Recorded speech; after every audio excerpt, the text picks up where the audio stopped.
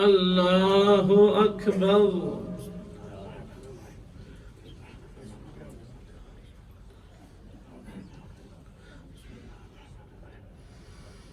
الحمد لله رب العالمين الرحمن الرحيم مالك يوم الدين إياك نعبد وإياك نستعين اهدنا الصراط المستقيم صراط الذين أنعمت عليهم غير المغضوب عليهم ولا الضالين.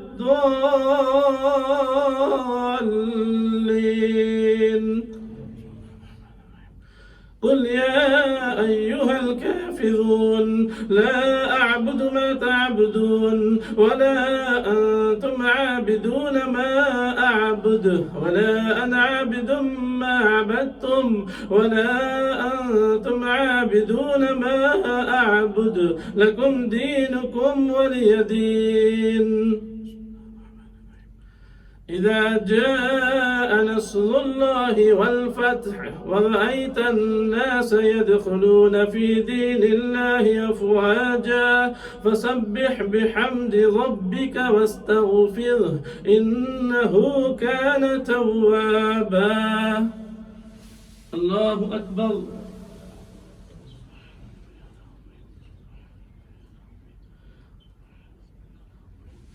سمع الله لمن حمده.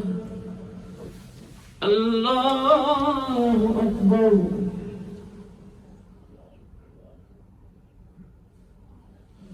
الله أكبر. الله أكبر.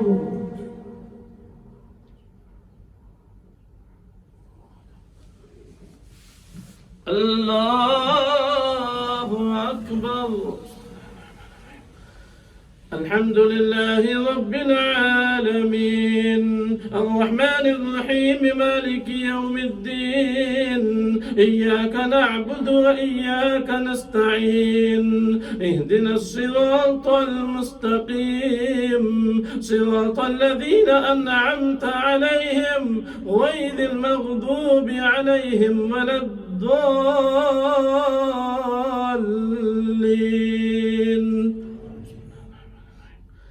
تبت يدا أبي لهب وتب ما أغنى عنه ماله وما كسب سيصلى نارا ذات لهب وامرأته حمالة الحطب في جيدها حبل من مسد. الله أكبر.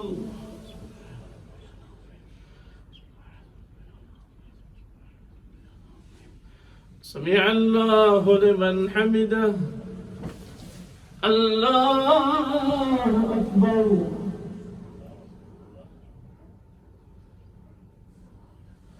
الله أكبر. الله أكبر.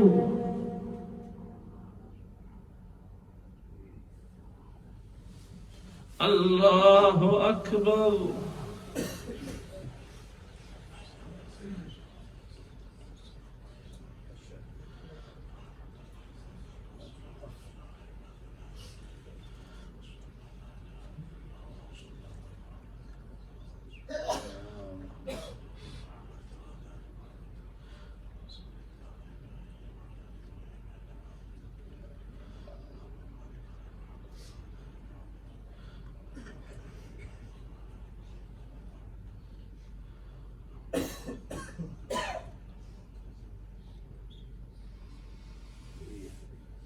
السلام عليكم ورحمة الله.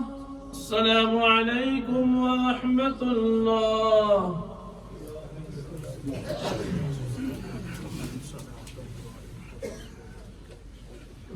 الله أكبر. الحمد لله رب العالمين الرحمن الرحيم مالك يوم الدين إياك نعبد وإياك نستعين اهدنا الصراط المستقيم صراط الذين أنعمت عليهم غير المغضوب عليهم ولا الضالين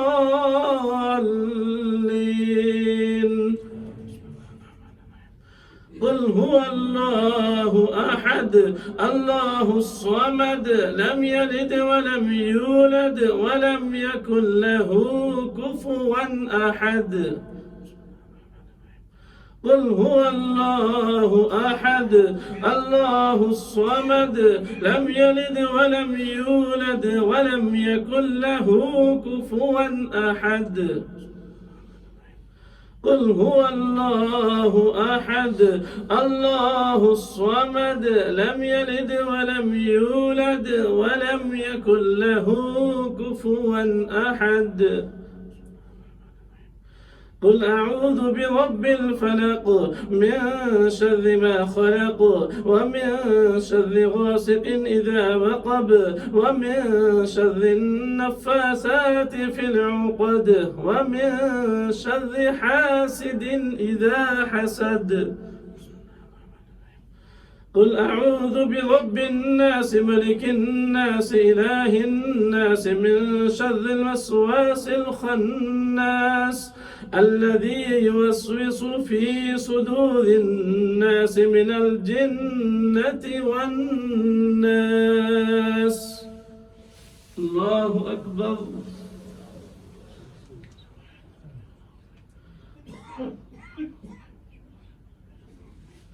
سمع الله لمن حمده الله أكبر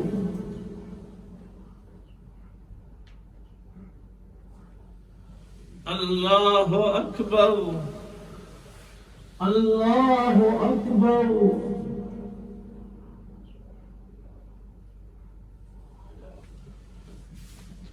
الله أكبر الحمد لله رب العالمين الرحمن الرحيم مالك يوم الدين إياك نعبد وإياك نستعين اهدنا الصراط المستقيم صراط الذين أنعمت عليهم غير المغضوب عليهم ولا الضالين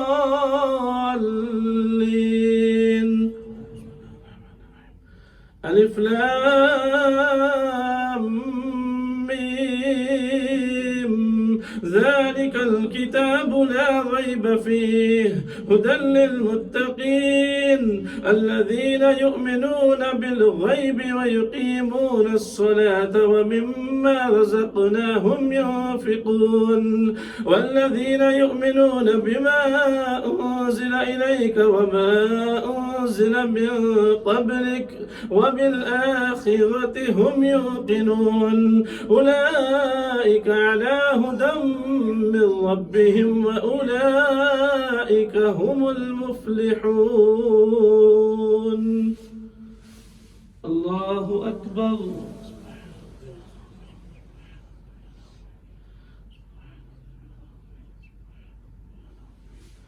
سمع الله لمن حمده الله أكبر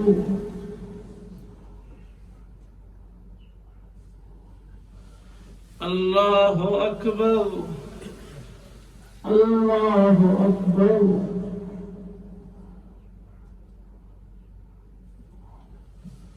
الله أكبر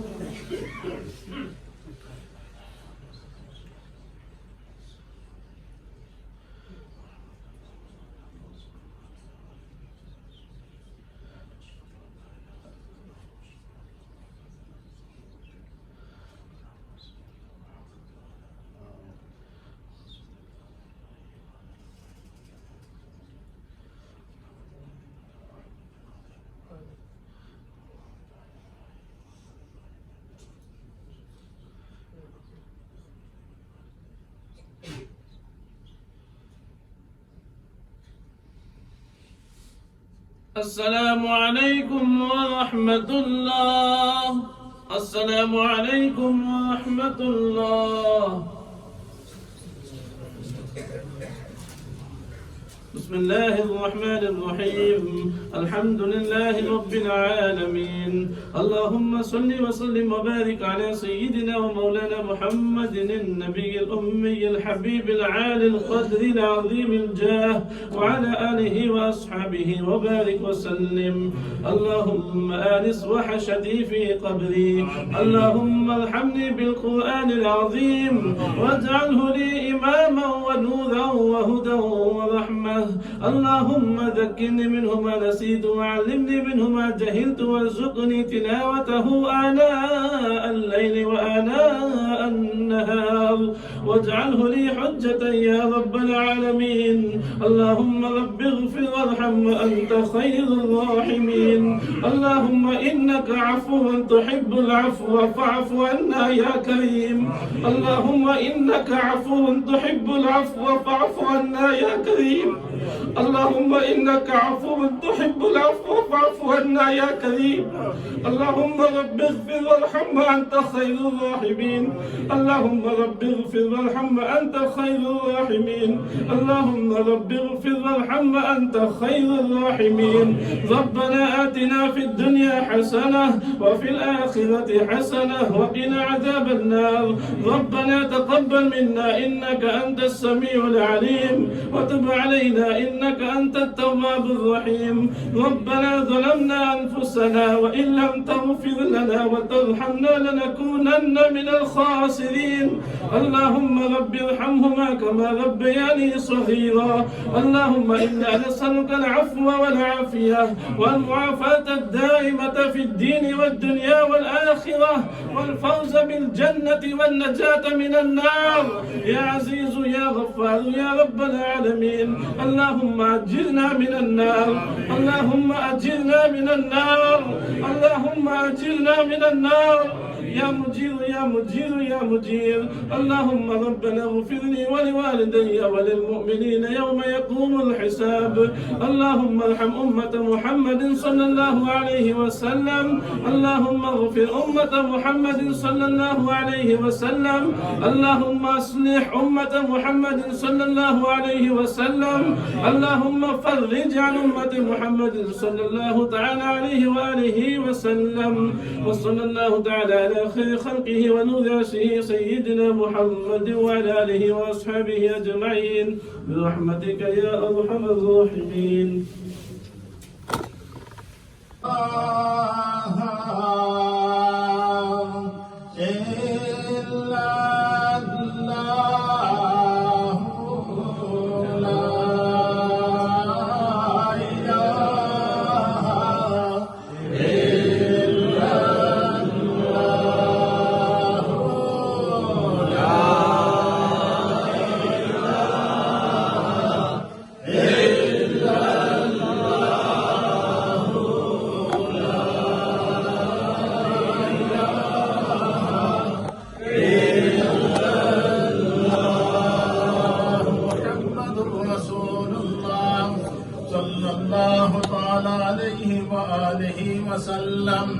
لا إله إلا الله إلا الله إلا الله. لا إله إلا الله إلا الله إلا الله. لا إله إلا الله إلا الله إلا الله. لا إله إلا الله إلا الله إلا الله. لا إله إلا الله إلا الله إلا الله. لا إله إلا الله إلا الله إلا الله. لا إله إلا الله. الله محمد رسول الله صلى الله تعالى عليه وآله وسلم. الله الله الله الله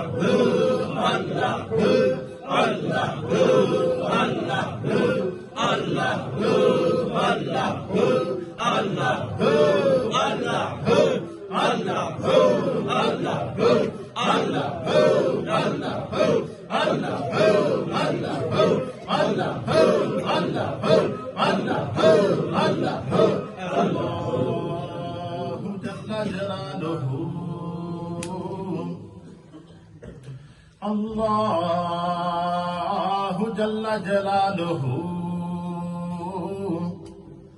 अल्लाहु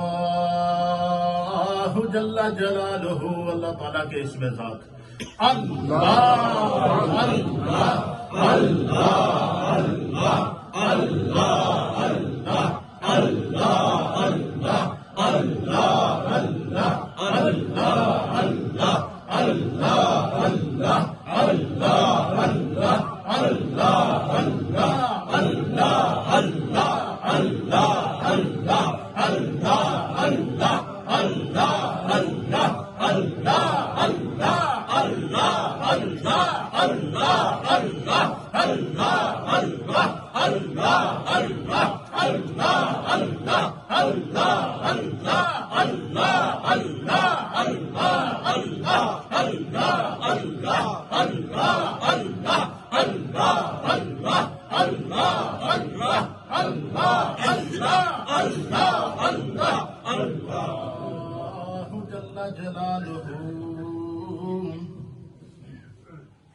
अल्लाहु जल्ला जलालुहु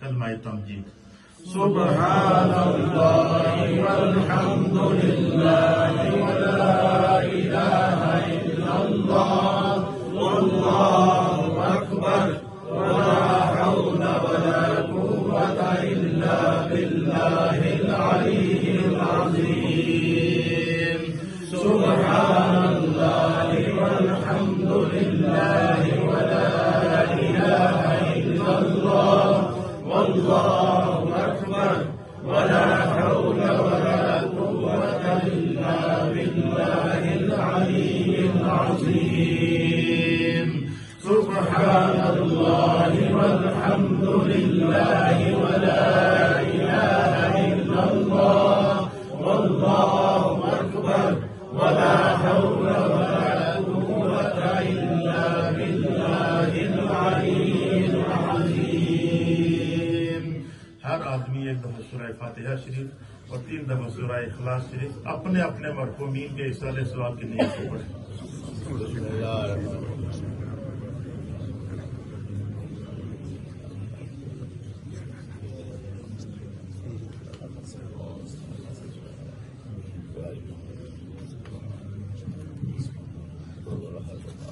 على سيدنا ومولانا محمد صاحب التاج والمعراج والبراك والعلم دافع البلاء والوباء والقحط والمرض والألم اسمه مكتوب مرفوع مشفوع منكوش في اللوح والقلم سيد العرب والعجم جسمه مقدس معتر مطهر منور في البيت والحرم شمس الضحى بدر الدجى صدر العلا نور الهدى كهف الورى مصباح الظلم جميل الشيم شفيع الأمم صاحب الجود والكرم والله عاصمه وجبريل خادمه والبراك مركبه والمعراج سفره وسدرة المنتهى مقامه وقاب قوسين مطلوبه والمطلوب مقصوده والمقصود موجوده سيد المرسلين خاتم النبيين شفيع المذنبين أنيس الغريبين رحمة للعالمين راحة العاشقين مراد المشتاقين شمس العارفين سراج السالكين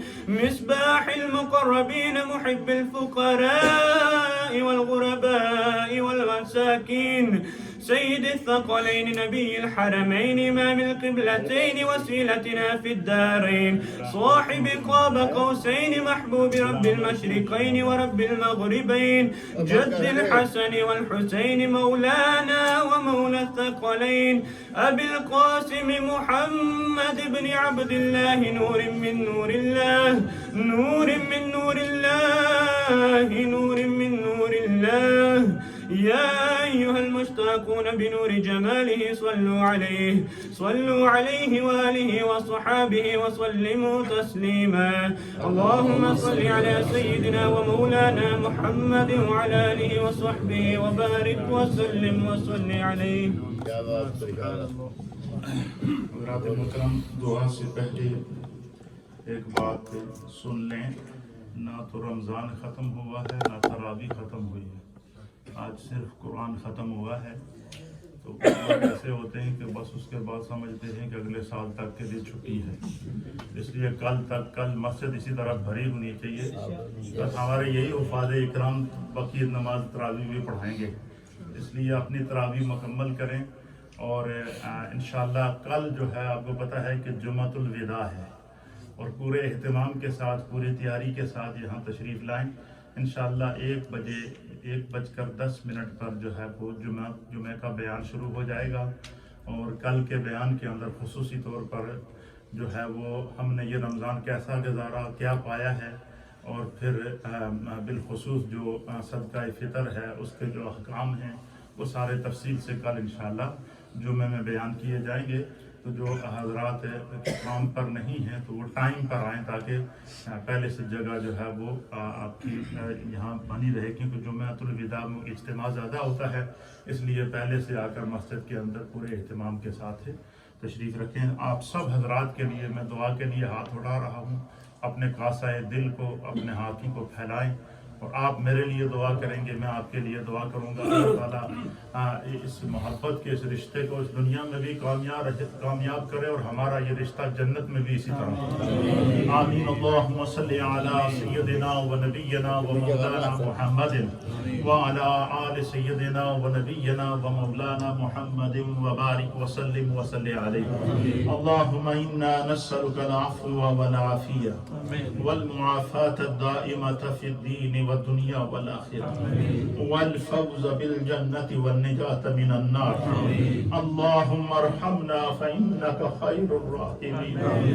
अल्लाहुम्मा अशफ़अना फ़इन्नका खैरुश शाफ़िईन अल्लाहुम्मा अफ़्तह लना फ़इन्नका खैरुल फ़ातिहीन अल्लाहुम्मा अर्ज़ुक़ना फ़इन्नका खैरुर राज़िक़ीन अल्लाहु यबसुतुर रिज़्क़ लिमन यशाअु अला सिरातिन मुस्तक़ीम सिरात الذين أنعمت عليهم غير المغضوب عليهم ولا الضالين اللهم إنا نسألك العفو والعافية والمعافاة الدائمة في الدين والدنيا والآخرة والفوز بالجنة والنجاة من النار اللهم ارحمنا فإنك خير الراحمين اللهم اشفعنا فإنك خير الشافعين اللهم ربنا اغفر لنا ولوالدينا ولأساتذتنا ولمشايخنا ولجميع المؤمنين والمؤمنات والمسلمين والمسلمات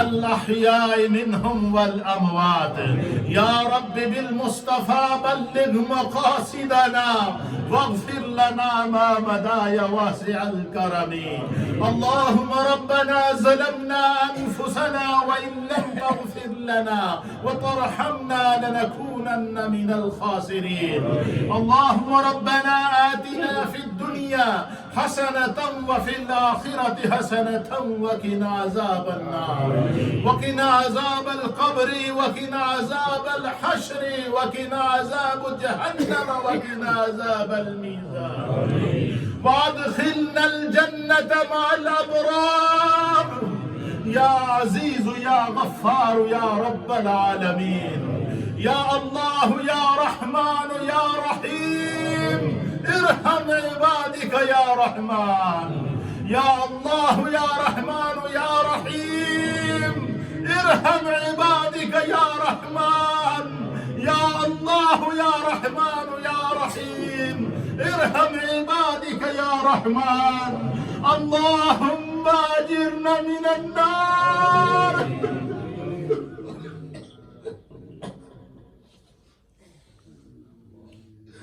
اللہم اجرنا من النار،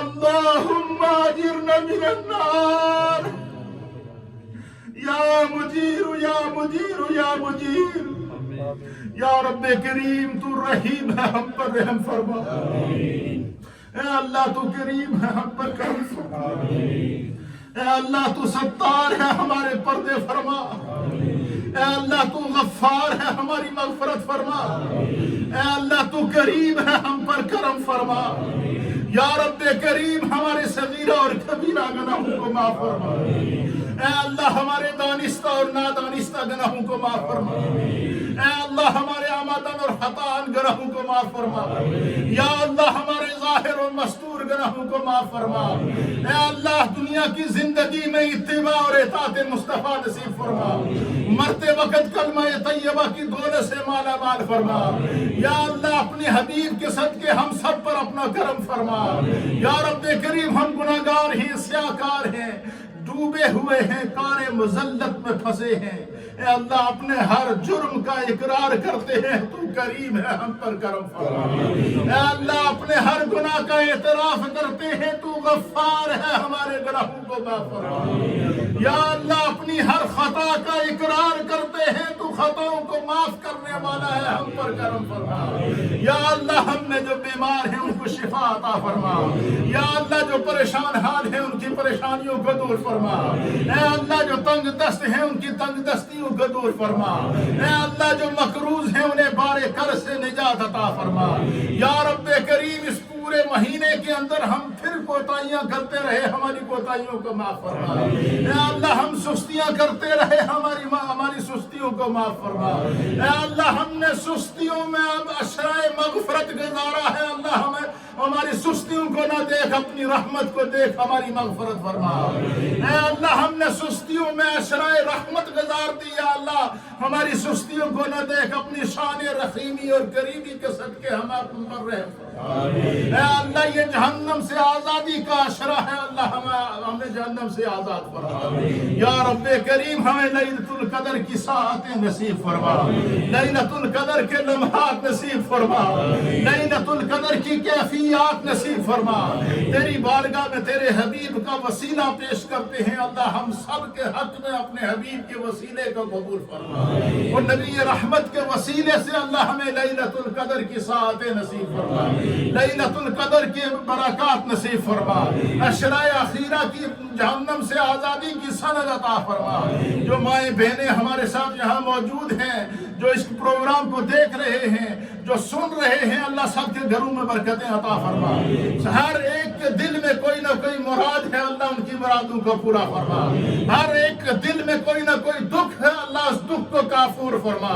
ہر ایک کسی نہ کسی آزمائش میں ہے، تو علیم بذات الصدور ہے، اللہ ہم پر کوئی ایسا بوجھ نہ ڈالنا جس کو اٹھانے کی ہم میں طاقت نہ ہو، ربنا ولا تحملنا ما لا طاقت لنا به واعف عنا واغفر لنا وارحمنا انت مولانا فانصرنا على القوم الكافرين، یا رب کریم اس لسٹ کے مطابق جتنے احباب نے جتنے قرآن پڑھے ہیں، اللہ ان سب کے آباء و اجداد مرحومین کو اس کا ثواب پیش کرتے ہیں، جس نیت سے قرآن ختم کیے ہیں، اللہ اور جو ہمارے حفاظ اکرام نے قرآن ختم کیے ہیں، اللہ ان تمام قرآن کریم کا جتنے اجتماعی طور پر تلاوت قرآن کی گئی ہے، اللہ اس کا ثواب صاحب قرآن کی بارگاہ میں پیش کرتے ہیں، اے اللہ یہ نزول قرآن کی شب ہے، نبی رحمت کے ذریعے ہم تک پہنچی ہے، اور قدر والی امت کے لیے اللہ تو نے انعام نازل کیا ہے۔ اللہ ہم پر کرم فرما یا اللہ، جو بیمار ہیں ان کو شفا عطا فرما، جو پریشان حال ہیں ان کی پریشانیوں کو دور فرما، جو تنگ دست ہیں ان کی تنگ دستیوں کو دور فرما، جو مقروض ہیں انہیں بارے قرض سے نجات عطا فرما، سب کے گھر بار میں، رزق میں، روزگار میں، کاروبار میں، مال جان عزت آبرو اولاد میں برکتیں عطا فرما یا اللہ۔ اس لسٹ کے مطابق جنہوں نے دعاؤں کے لیے کہا ہے، ہمارے حافظ ذیشان صاحب کے دادا جان، ان کے تایا جان، ہمارے تینوں حفاظ اکرام، حافظ حسن کے والد ماجد، ان کے دادی دادا، ہمارے حافظ عقیل صاحب کے عزیز و اقارب والدین، دادی دادا، جو بھی اس دنیا سے اللہ اس دنیا سے پردہ فرما گئے ہیں، ان کی اللہ بخشش و مغفرت فرما، جو حیات ہیں خدایا ان کو سلامت فرما۔ اس مجلس سے دعا و ذکر کے اندر جتنے لوگ موجود ہیں اللہ ہم سب کے مرحومین کی بخشش فرما، سب کے درجات کو بلند فرما۔ جو مائیں بہنیں یہاں موجود ہیں اللہ سب کے دامن کو اپنے مراد سے بھر دے یا اللہ۔ جو بیمار ہیں ان کو شفا عطا فرما، جو مائیں بہنیں گھروں میں بیمار ہیں ان کو شفا عطا فرما۔ جو تبرک کا اہتمام کیا گیا ہے اللہ اس کو اپنی بارگاہ میں قبول و منظور فرما یا اللہ۔ جس نے دعا کے لیے کہا ہے تو علیم بذات الصدور ہے اللہ، ان کے حق میں اس دعا کو قبول فرما یا اللہ۔ ہمارے بخشش و مغفرت فرما یا اللہ۔ جو ایک نوجوان لڑکا ہے وہ کہیں گھر سے کہیں آگے پیچھے ہو گیا ہے، اس کے والدین بہت پریشان ہیں اللہ، اس کی حفاظت فرما، اس کو واپس اپنے والدین کی طرف لوٹا دے۔ ایک اور بچہ ہے اللہ، اس کا دل اپنے والدین کی طرف پھیر دے یا اللہ، اس کو واپس اپنے گھر بہن بھائیوں اور ماں باپ کی طرف مائل کر دے۔ جو بیمار ہیں خدایا ان کو شفا عطا فرما، جو اپنے بچوں کے لیے پریشان ہیں اللہ ان کو دور فرما، جو بچیوں کے لیے پریشان ہیں خدایا ان کی پریشانیوں کو دور فرما یا رب کریم۔ جو بیمار ہیں ان کو شفا عطا فرما۔ جن ماؤں بہنوں بزرگوں نے دعاؤں کے لیے کہا ہے اللہ تو علیم بذات الصدور ہے اللہ، ان کی دعاؤں کو قبول فرما۔ میرے والدین کی بخشش و مغفرت فرما، دادی دادا کی بخشش و مغفرت فرما، نانی نانا کی بخشش و مغفرت فرما، خاندان کے تمام مرحومین کی بخشش و مغفرت فرما۔ اللہم ارحمنا فإنک خیر الراحمین۔ جتنے ساتھی پورا مہینہ اس افطار کے دسترخوان کو سجاتے رہے اللہ سب کے گھروں میں برکتیں عطا فرما۔ جنہوں نے اس کے لیے لنگر کا اہتمام کیا، تبرک کا اہتمام کیا اللہ سب کو جزائے خیر عطا فرما۔ ہمارے حاجی نادر صاحب کے لیے خاص دعا کریں اللہ ان کو شفاء کاملہ اور عاجلہ عطا فرما۔ جو قرآن حکیم انہوں نے ان کی بیٹی نے پڑھے ہیں، ان کے گھر والوں نے پڑھے ہیں اللہ ان کے والدین اور عزیز و اقارب کی بخشش و مغفرت فرما۔ یہ جو تبرک کا اہتمام کیا ہے اللہ قبول و منظور فرما یا اللہ۔ ہم سب پر رحم فرما، ہر ایک اپنے دل سے جو دعا مانگنا چاہتا ہے چند لمحوں کے لیے اپنی آنکھوں کو بند کر کے اپنے دل کو اپنے رب کی بارگاہ میں پیش کرے۔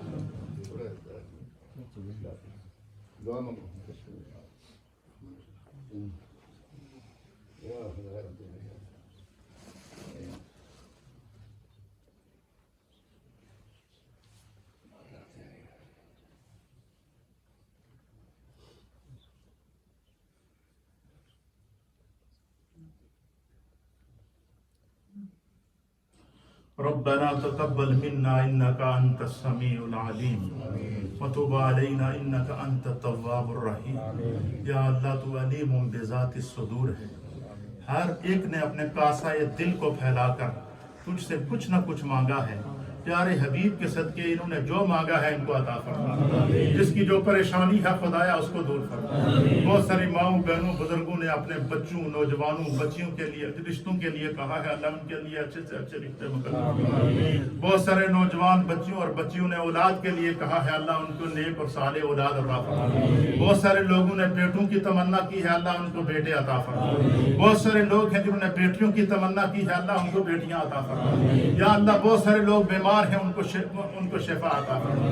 بہت سارے لوگ اپنے دل کے اندر دکھوں کو سمائے ہوئے ہیں، اس کا اظہار کسی کے آگے نہیں کرتے اللہ تو ان کے دلوں کے راز کو سمجھتا ہے، سب کی پریشانیوں کو دور فرما یا اللہ۔ ہمارے ان حفاظ اکرام کے علم میں برکتیں عطا فرما، عمل میں برکتیں عطا فرما، عمر میں برکتیں عطا فرما یا اللہ۔ پورا مہینہ ہماری اس مسجد کے ساتھ جتنے نمازی ہیں انہوں نے جو تعاون کیا ہے جو ممبرشپ کے لیے تعاون کیا ہے، ہمارے مدرسے کے لیے جنہوں نے تعاون کیا ہے، اللہ نبی پاک کے صدقے سب کے رزق میں برکتیں عطا فرما، روزگار میں برکتیں عطا فرما۔ اور ایک بھائی ہیں، ان کے بھائی بیمار ہیں، اللہ ان کو شفا عطا فرما۔ ہم سب کے سب مرحومین کی بخشش و مغفرت فرما۔